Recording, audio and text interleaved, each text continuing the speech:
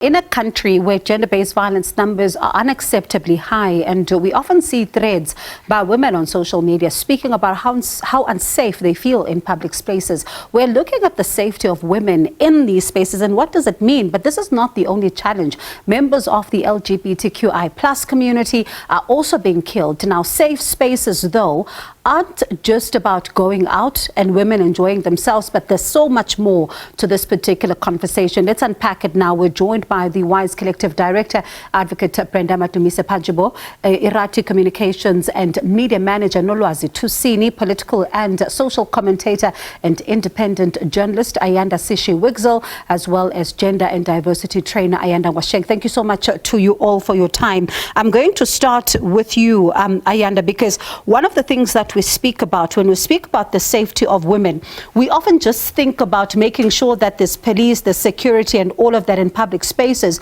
but we haven't even begun to unpack the conversation about women sitting in women-only spaces and not feeling judged and having conversations as honestly as they would have. Absolutely, Bongiwe. You hit the nail on the head when it comes to women having inclusive spaces, but I would like to take it back further into talking about spaces in general and how spaces have actually been, the way it is that they are built, they are manufactured for men. So these spaces that exist here are meant for men. So then when we come into spaces as women, and then we have to negotiate being in masculine spaces, it becomes difficult for us to exist and actually negotiate with those kinds of interactions, let me say, that we have with men. So then we have to also negotiate our interactions within ourselves so that we can also then be able to exist in those environments where we are competing, not with just ourselves, but with men as well. So it becomes very difficult to have those conversations if the spaces that we are existing in are not equal for all genders. I'm not even just speaking about women, but just all genders in general. We need to make sure that the spaces are equal for us, for all of our voices to be heard. But that's not happening currently in South Africa, especially for trans women, especially for the LGBTQIA+ community, and especially for young children. And pardon me, I started off without wishing all of you a happy Women's Day. Advocate Madumise, I'm going to bring you in here because one of the things that, as we listen to Ayanda, what does it do then to the power dynamic in our psyche when we go into these spaces to have these conversations, to talk about our safety, if we have to negotiate so much with the status quo?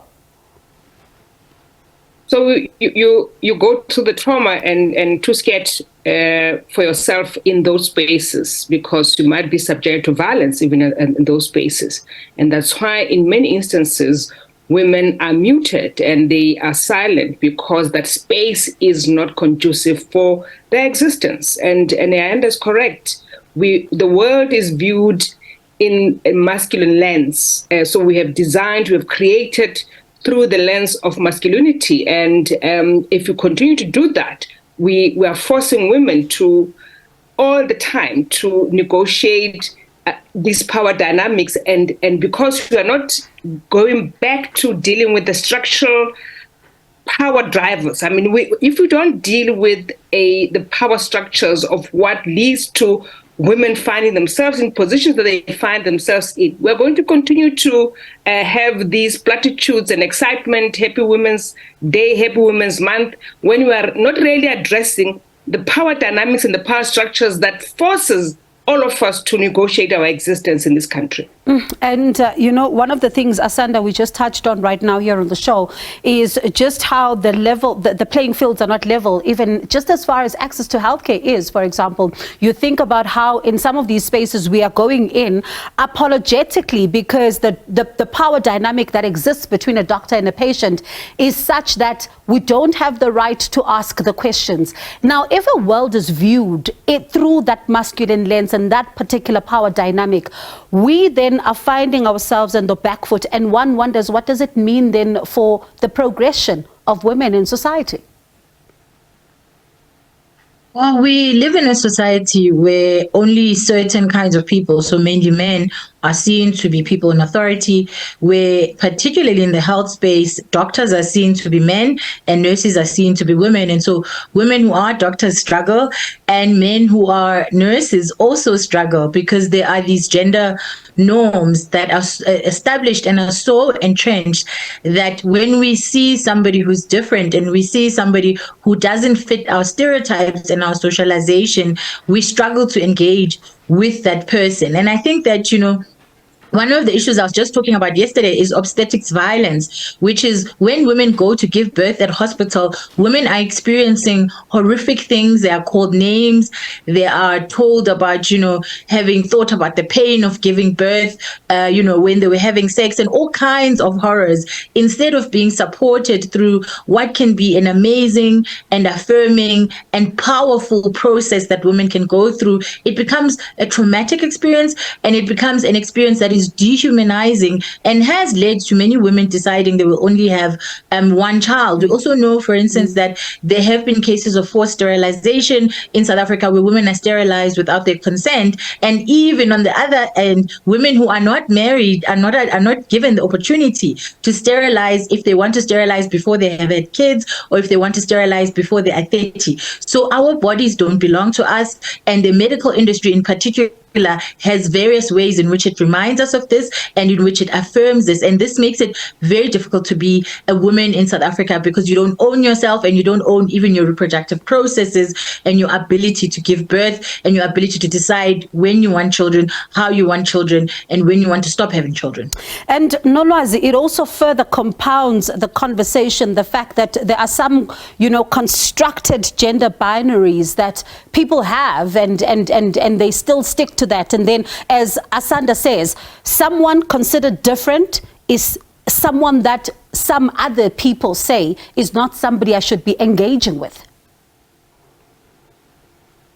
Yes, sure, Bungiwe. I think, the rest of the panel has quite eloquently, I believe, set out some of the issues that arise as a result of not necessarily gender binaries, but it's more sexual binaries that then have gender attached to it in particular harmful ways. I think if in a conversation around women's safety, and this is why I think your framing is important, the safety of the queer community cannot be removed. It is intractable to that conversation. And the safety of children as well, to a certain extent, because part of what a patriarchal society does with the kind of gendered systems that we have in place, they mean that we have built societies that are particularly hostile to women, to children, and to queer bodies, or any other body, in fact, that doesn't fit into the strict binaries, the sex binaries that you've mentioned, that are then attached to gender binaries. And this is harmful not only to women, children, and queer people for whom it's particularly hostile, but also to people who would consider themselves men, cishet men even, around what then the construction of masculinity is and the ways in which it is constructed as a violent and oppressive and sort of force that is directly in opposition to anything that doesn't subscribe to a particular kind of binary. And that has the kinds of implications that we've seen in South Africa and other societies, which, with the high levels of gendered violence that we are experiencing in this country as a whole, and in a number of other societies, but also the wave of really hateful and very dangerous homophobic legislation that we see making its way through West Africa, East Africa, and to a certain extent towards Southern Africa, where essentially genocidal policies that are very colonialist are being passed off as ideas that are African ideas, as ideas that are Pan-African, and also as mechanisms to protect a so-called African family that doesn't subscribe at all to the ways in which African families are actually constructed, which is outside of this binary familial unit of one man, one woman, and 2.5 children. All of that is as a result of the ways in which genders are arranged, in particular particular kinds of binaries and the expectations that arise from that. And Nolwazi, what dangers then do we face if what you've just described continues? Because it does look like, as you say, that people who have boxed certain issues, and they think the issues must be dealt with in this manner and no other way.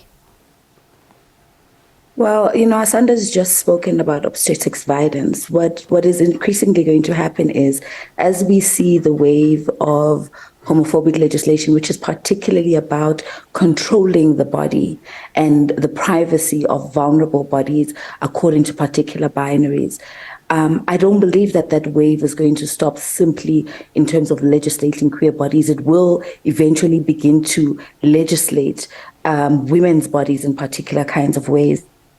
Will impact right to sexual reproductive health in the ways that Asanda has already spoken about in terms of the social norms that are attached to it.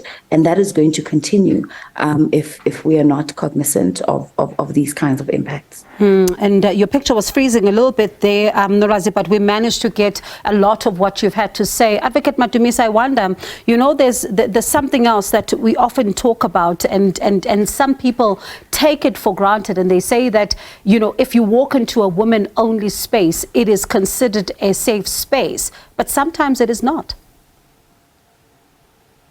Yeah, sometimes it's not, but it can be the preoccupation, and I think that's what happens when we talk gender violence and gender-based violence, is that, and I think we've all seen it in social media, once a woman has either been found to have killed his intimate partner or assaulted intimate partner, that is blown out of proportion, and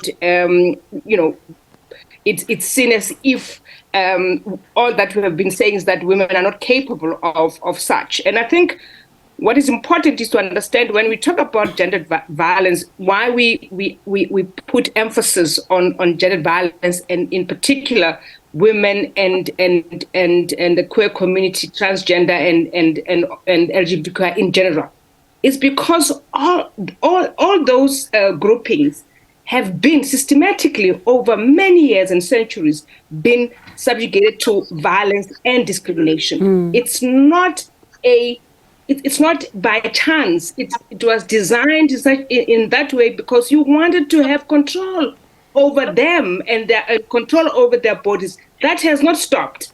So it is important for South Africans to understand and stop hiding behind when one woman is found to have transgressed or have assaulted intimate partner.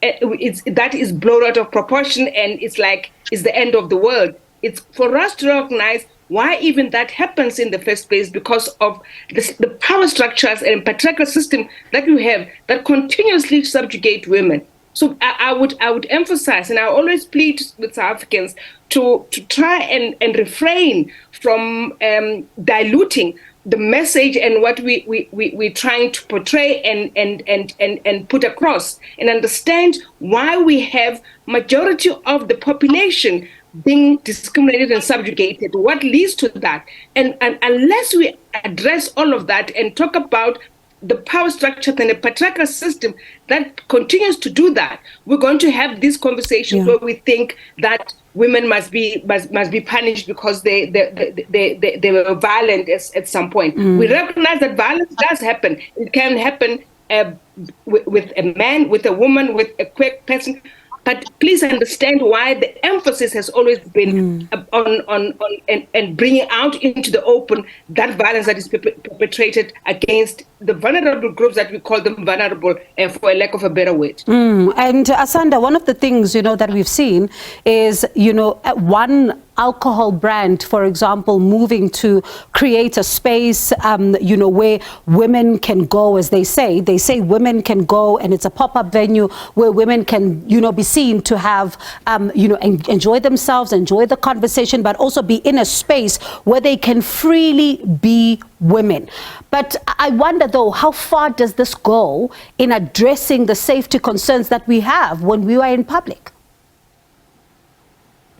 I've actually just popped out of that very pop art, and what's been fascinating is just to watch how free women are, how much, how much more there's a lot more abandonment in the way people are dancing and the way people are able to enjoy themselves, because we are away from the male gaze and we are not in a space where we have to worry about sexual harassment, where we have to worry about, not having too many drinks and all those other issues that women often face when they are in entertainment spaces. And I think, I think it's a good initiative to start with this one, but I think part of what's going to be important is that entertainment spaces and all spaces understand that women's safety is everybody's concern in society, and women's safety is everybody's responsibility. Because until we understand that we co-create safety as men, as women, and we co-create spaces where everybody can feel free, regardless of the gender, regardless of the sexuality, we will continue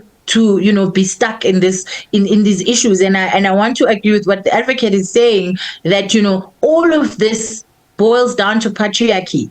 Everything we see, the GBV, the sexual harassment, the rapes, and everything in between, it is because there is a message that sits with patriarchy that says men own women's bodies, and that masculinity sits, unfortunately, I'm going to be crude about it, between a woman's thighs. And for as long as we don't ensure that this message is taught to young boys, that you own yourself and your body, and a young girl owns their body, and queer people and non-gender people also own their bodies, and nobody has a right to tell anybody else what to do with their bodies and how to engage with their bodies. We're going to continue to find ourselves struggling with these issues, and I think many more organizations should join this push to ensure that there is safety in entertainment spaces, in schools, in universities, and corporates, and every other kind of sector of society. In the work that I do of diversity training, I go into corporates and I'm often appalled at the level and lack of care that sometimes organizations have about, ensuring basic things like making sure that there's a room for women to be able to breastfeed, when they've just come back from maternity leave. Those are things people don't think about, because women, although we are the majority, are not considered first and foremost, even though we are the majority. And, Ayanda, one of the things that Asanda raises is something that Iman and I were talking about off air yesterday, that the male gaze is a thing. And it seems that it's not understood for what it is, because when you go into a space and that male gaze, and then it leads to someone thinking they've got a right to then come up into your space, demand your number, or try to harass you in one way or another, men still don't think that this is an issue, and it really is a huge issue when it comes to our safety in public spaces.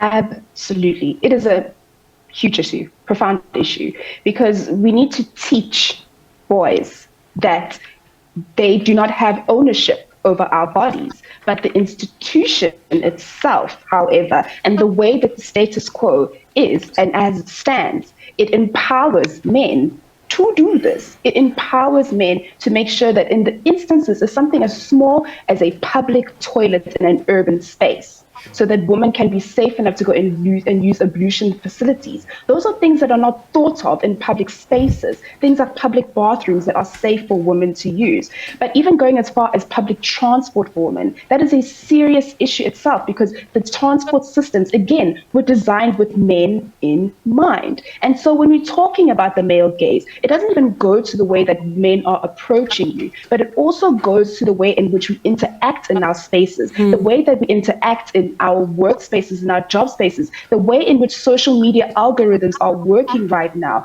There is right now on the government's Twitter space, there was a young trans woman who was really enjoying herself at the union buildings, and the comments that were written underneath there were nothing short of harrowing and scary. And this is what we speak about when we say that women need to enjoy the public spaces that they're in, not just curated spaces that involve corporates, but actually having a union building, so sitting on the grass and enjoying her Women's Day. But now we are seeing on social media just the harrowing abuse that trans women and queer bodies face. And this is what we speak about when we talk about the male gaze. What does that male gaze do to the body that wants to go and enjoy itself in a public space? But now we need to be making mental calculations about how is it that we can keep our mental health and our physical bodies safe because of this. And you know, one of the things that you talk about is something I experienced even a few days ago. I was so terrified to go into just a bathroom at a mall, because you don't know who's following you. You don't know who you're going to find in there. And that is simply not to be, and it's not how we should be living. But let me thank you all for your time. Unfortunately, time is always the enemy, but let me thank you all for taking part in this conversation.